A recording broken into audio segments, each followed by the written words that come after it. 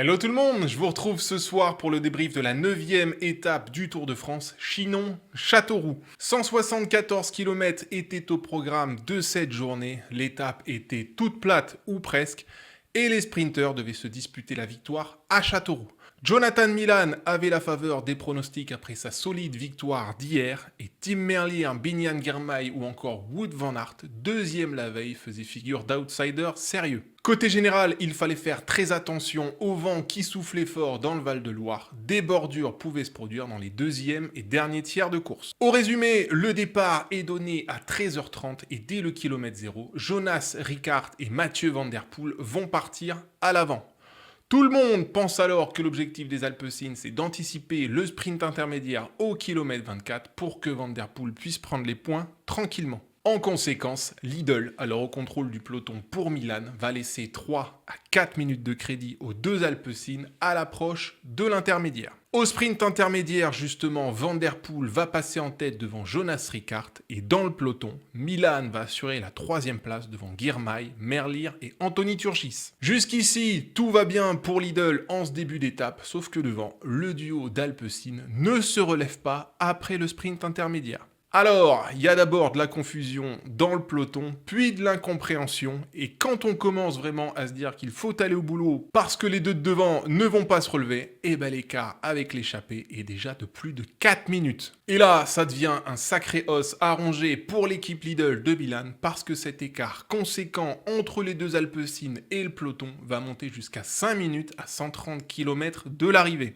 Bon, ça c'était complètement inattendu et ça aurait été un petit coup de génie d'Alpecin, j'y reviendrai dans le débrief. Lidl va donc finir par réagir et accélérer le rythme en tête de peloton, mais côté favori, avec l'accélération des Lidl pour aller chercher les Alpecin, Joao Almeida va commencer à faire l'élastique à 120 km de l'arrivée. Je rappelle que le Portugais souffrait énormément depuis sa chute de vendredi et qu'en conséquence, les circonstances de course auront rendu très compliqué la journée d'Almeida. À 107 km de l'arrivée, Uno X va venir filer un petit coup de main à Lidl qui commence à trouver quelques alliés, tendance confirmée à 95 km de l'arrivée, lorsque Soudal va mettre un homme au renfort des Lidl en la personne de Maximilian Schachmann. Ces renforts dans le peloton et l'usure des deux échappés, ça va gentiment inverser la tendance entre le peloton et les deux hommes de tête, et en conséquence, l'écart va passer sous les 5 minutes à l'entame des 100 derniers kilomètres. Ça restait à ce moment-là un très beau bras de fer entre Jonas Rickaert, Mathieu Van Der Poel et le peloton. À 82 km de l'arrivée et dans un autre registre, l'info tombe en queue de peloton. Joao Almeida, profondément meurtri par sa chute à Mur de Bretagne, ne peut plus continuer et abandonne le Tour de France. Pogačar vient alors de perdre son renfort le plus précieux au départ de ce tour. Mais ça ne date pas d'aujourd'hui, et là encore, j'y reviendrai dans le débrief. Dans les kilomètres qui vont suivre, la nervosité va gentiment gagner le peloton, le vent souffle fort, et la Soudal de Remco Evenepoel va tenter une toute petite accélération pour tester les adversaires. Accélération sans conséquence, mais le ton est donné, ça va clairement s'affoler dans le final de l'étape. Ça roule très fort en direction de Châteauroux et la bataille entre Rickaert, Van Der Poel et le peloton est totalement déséquilibrée. L'écart fond et va passer à 3 minutes 30 à 60 km de l'arrivée, à 2 minutes 30 à 50 km de l'arrivée, puis à 1 minute 50 à 40 km de l'arrivée. Ça semble alors totalement plié pour la paire d'Alpecin, d'autant que désormais, tout le monde vient rouler en tête de peloton. Tudor, Jayco, Arkea, Picnic, bref, c'est Alpecin contre le reste du monde. Et le bras de fer est très logiquement inégal. À 37 km de l'arrivée, c'est le moment des changements de direction. D'un vent de dos, les coureurs passent à un vent de côté. D'ailleurs, dans le peloton, c'est le sprint absolu pour jouer placé. Le vent de côté ne crée pas de cassure importante dans les kilomètres qui vont suivre et à 29 km de l'arrivée, nouveau changement de direction, le vent souffle à nouveau dans le dos des coureurs. C'est le moment choisi par Visma pour accélérer, le peloton est en file indienne, mais les Visma en sous-effectif vont couper leur effort après quelques kilomètres à bloc. Coup d'épée dans l'eau pour l'écurie néerlandaise, mais tentative sur laquelle je reviendrai dans le débrief. Avec cette lutte en tête de peloton, l'écart avec les deux échappés va passer sous les 30 secondes à 25 km de l'arrivée. Mais le peloton ralentit après le coup des Visma et avant le nouveau changement de direction. Et voilà l'écart qui remonte à 1 minute 20 à 17 km de l'arrivée. De 17 km de l'arrivée jusqu'à la ligne, c'est vent de côté pour les coureurs. Et alors que les deux hommes de devant semblaient avoir course perdue dans le final, Voilà qu'ils ont encore 1 minute 10 de marge à 13 km de l'arrivée. Ça devient panique dans le peloton, les équipes de sprinteurs doivent réagir, mais on sent bien que bon nombre de coureurs en ont plein les pattes. Dans les 10 derniers kilomètres, les coéquipiers de Rickaert et Van Der Poel viennent très intelligemment mettre le bazar en tête de peloton. C'est super bien joué, mais malheureusement pour eux, toutes les équipes semblent désormais être intéressées pour aller chercher l'échappée. Au bout de l'effort, Jonas Rickaert rend les armes à 6 km du but et voilà Van Der Poel seul à l'entrée de Châteauroux.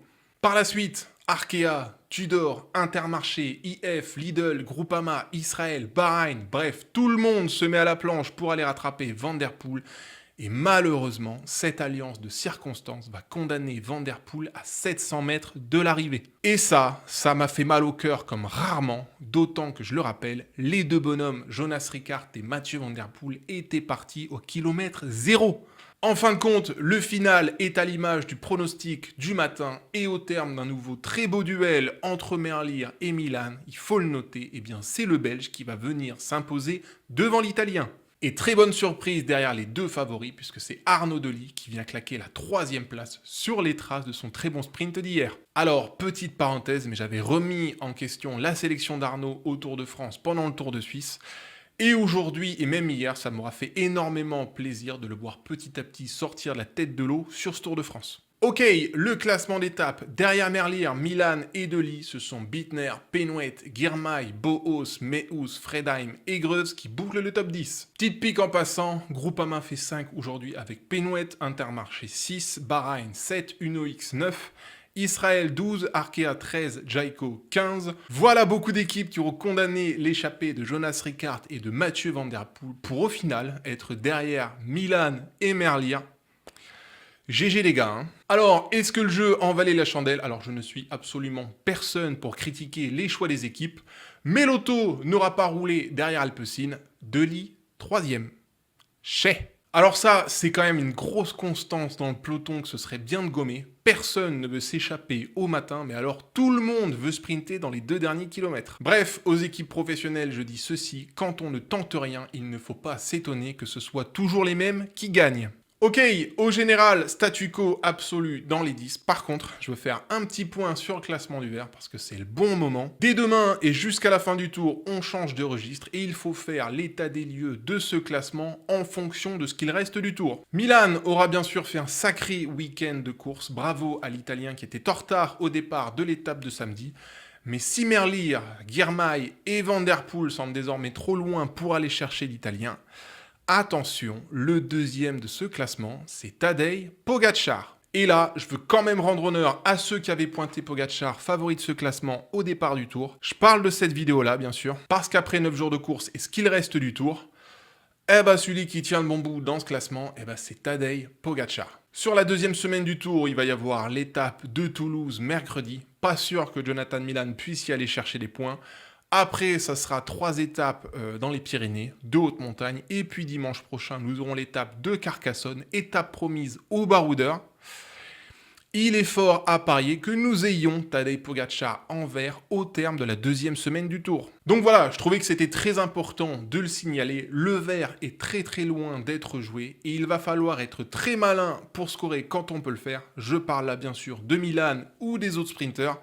Sinon, ce sera Pogačar en vert à Paris, et ce, sans l'avoir voulu. Bien, au débrief de cette étape, écoutez, je vais avoir un premier point sur la paire d'Alpecin qui nous aura fait le spectacle aujourd'hui.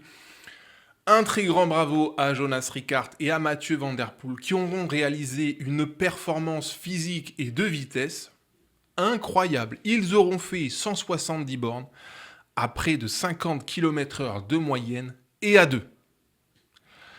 Chapeau les gars, ça aura été une sacrée performance aujourd'hui. Et ce petit coup de génie qui a vraiment pas été loin de payer, très malheureusement, ce coup de génie d'Alpecin, il part d'un très bon coup de bluff dans la première demi-heure de course. Alpecin n'aura pas été loin de faire la nique au peloton dans le dernier kilomètre. Et ça, c'est parce que les 25 premiers kilomètres ont été décisifs. Tout le monde a pensé qu'ils allaient se relever après le sprint intermédiaire. Eh bien non, absolument pas. Et Alpecin s'est servi du faux intérêt de Mathieu Van Der Poel pour le maillot vert pour avoir 4 minutes de marge après 25 km de course. C'est parce que Lidl était persuadé que Van Der Poel allait se relever après le sprint intermédiaire qu'ils auront laissé autant de marge à ces deux coureurs-là. Et après, derrière, ça a été une galère absolue pour aller les chercher. Et ça a été une galère absolue pour aller les chercher, aussi parce qu'Alpecin savait très bien que Lidl allait galérer à trouver des alliés pour aller chercher et Van Der Poel et Jonas Rickaert. Franchement, aujourd'hui, c'était qui les favoris de l'étape? Milan, très logiquement, donc Lidl roulait, seul.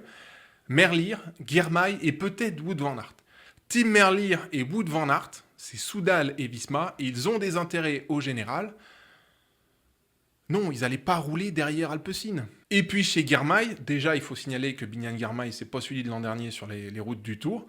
Et accessoirement, Intermarché au départ de cette étape et en début d'étape, ça a été une équipe décimée. Louis Barré est tombé sur la 7e étape, Jonas Rutsch hier, et en début d'étape, Georg Zimmermann est allé au tapis et s'est fait sacrément mal. Donc, il n'y avait pas beaucoup d'équipes qui pouvaient très bien performer sur cette étape, qui pouvaient aller venir au soutien de Lidl. Et on a bien senti que sur la tranche 150 km de l'arrivée après le sprint inter, jusqu'à 100 km de l'arrivée, que Lidl est allé faire les fonds de tiroir pour aller chercher de l'aide. Alors ok, Sharkman est venu passer un relais par politesse dans les 100 derniers kilomètres. Heureusement qu'Uno X a pointé le bout de son nez à 110 km de l'arrivée. Donc, dans l'ensemble, ça aura été un excellent coup de maître effectué par Alpecin, non payant, certes, mais qui était très bien joué parce qu'il y avait aussi la proximité de l'étape de demain. Et à mon avis, il y avait peu d'équipes, en plus du fait d'être peu intéressées par l'étape, qui allaient rouler et brûler des cartouches en sachant que demain, beaucoup de coureurs vont galérer. Donc peu de gens avaient envie, je pense, de faire un gros effort derrière les Alpecin. Au final, c'est sans réussite pour Alpecin, mais c'est un mouvement qui est à saluer. Et qui doit vraiment encourager les autres équipes à tenter sur ce genre de profil, et dans ces circonstances de course aussi. C'est sûr que le coup de bluff au sprint intermédiaire leur a donné 3 minutes gratuites sur le peloton, mais un bonhomme en plus au soutien de Rickaert et Van Der Poel, ça allait au bout. Donc, chapeau Alpecin pour le coup de maître, bravo à Jonas Rickaert et Mathieu Van Der Poel pour les jambes exceptionnelles qu'ils auront montrées aujourd'hui, et le spectacle. Bien, deuxième point sur lequel j'aimerais revenir au terme de cette étape, c'est évidemment l'abandon à 82 km de l'arrivée de Joao Almeida. Alors, je ne vais pas à nouveau revenir sur le détail de ce que j'ai déjà raconté vendredi soir au terme de la 7e étape à Mur de Bretagne. Oui, c'est une très grosse perte pour UAE, une perte qui était attendue, et puis surtout, c'est une perte qui ne date pas d'aujourd'hui, mais bien depuis vendredi, parce qu'en soi, avec les blessures qu'avait Joao Almeida, ça ne servait à rien de continuer de l'user sur le tour. Encore une fois, ces blessures étaient trop profondes, et au niveau qui est le sien depuis sa chute, il n'aurait de toute façon servi à rien à Pogačar, et ce, même en 3e semaine du Tour. Donc UAE devra faire sans lui. J'espère que Adam Yates et Pavel Sivakov sont prêts pour la haute montagne. Réponse, jeudi. Et pour les adversaires, eh bien écoutez, charge à Visma désormais d'appuyer sur l'accélérateur au bon moment, et ce, contrairement à aujourd'hui. Et ça, c'est mon 3e et dernier point du débrief au terme de cette étape. La tentative de bordure aujourd'hui de Visma aura été extrêmement maladroite, pour ne pas dire mauvaise. Dans le final, il y avait 2 changements de direction. En gros, les coureurs arrivaient vent de dos jusqu'à 37 km de l'arrivée, puis ils avaient vent de côté de 37 à 29 km de l'arrivée, puis à nouveau vent de dos de 29 à 17 km de l'arrivée, pour retrouver vent de côté de 17 km de l'arrivée à l'arrivée. Donc, il y avait véritablement 2 endroits pour tenter un coup de bordure qui puisse fonctionner. C'était de 37 km de l'arrivée à 29 km de l'arrivée et de 17 km de l'arrivée à 0 km de l'arrivée. Où auront accéléré les Visma aujourd'hui? Dans les 30 derniers kilomètres. Dans le moment où le vent soufflait de dos et là où ça allait être difficile de faire des écarts parce que vent poussant de l'arrière, ça fait très logiquement moins de sélection que sur vent de côté. Donc c'est un move que je n'ai absolument pas compris de la part de Visma. Le moment choisi pour accélérer a été très mal timé. Et ce qu'il y a de pire dans cela, c'est qu'a priori, on l'aura vu aujourd'hui pendant l'étape avec le message radio, c'est que l'ordre d'accélérer est venu de la voiture Visma. Et là, les gars, je ne comprends pas. Quand on a toutes les infos qu'ont les DS dans la voiture, comment c'est possible qu'on puisse demander à son équipe d'accélérer dans une portion où le vent est de dos et non pas dans une portion où le vent est de côté? Soit t'accélérais avant à 37 km de l'arrivée, soit tu attendais les 17 derniers kilomètres pour faire ton effort. Au final, les coureurs Visma se sont cramés vent de dos. Oui, ça a fait mal. Oui, le peloton a été en file indienne. Mais lorsqu'ils se sont rangés parce qu'ils étaient cuits, eh ben derrière, ça n'avait pas cassé. Le moment où Visma a attaqué n'a pas été le bon moment. Donc, très mauvais choix. Donc, si le plan pour battre Pogacar chez Visma, ça vient de la voiture, je suis très inquiet stratégiquement pour la suite du Tour des Visma. Voilà, parenthèse refermée. J'espère que dans les jours à venir, c'est les coureurs qui vont prendre les bonnes décisions chez Visma et non pas les DS, parce que ce sont les coureurs qui sentent bien ce genre de choses et qui sont tout à fait à même de prendre les bonnes décisions au bon moment. Donc voilà, ce petit coup de gueule, il est surtout si la décision d'accélérer est venue de la voiture Visma. A priori, c'est le cas, puisqu'on a vraiment entendu le DS dire aux coureurs c'est le moment pour accélérer, et on aura vu les Visma accélérer vent de dos. Pas bon, hein. Pas bon de cramer du jus dans ce genre de circonstances, en sachant qu'il y avait tout à fait la place pour faire de gros écarts après. Ok, voilà, c'est tout pour le débrief de cette étape. Demain, un nouveau Tour de France commence. La 10e étape sera l'étape la plus dure depuis le départ de ce tour. Et quelle étape? 165 km, 4500 mètres de dénivelé positif, 8 ascensions répertoriées dont 7 de deuxième catégorie. Demain, il va se passer des trucs de fou. Ce sera une étape hyper explosive qui va partir à balle et m'est d'avis qu'il va y avoir une lutte énorme entre Visma et UAE. Alors, qui pour mettre la pression sur l'autre? Personnellement, aucune idée. Le terrain conviendra très bien à Wellens et Narvaez chez UAE. Mais je pense que l'accumulation du dénivelé peut leur faire mal et qu'avec l'absence d'Almeida, Visma aurait intérêt à mettre le bazar dès le kilomètre 0. Ça va être une étape exceptionnelle, je pense. C'est peut-être la plus belle étape de ce tour. Donc attention, je pense qu'on va avoir de sacrées surprises au terme de cette 10e étape.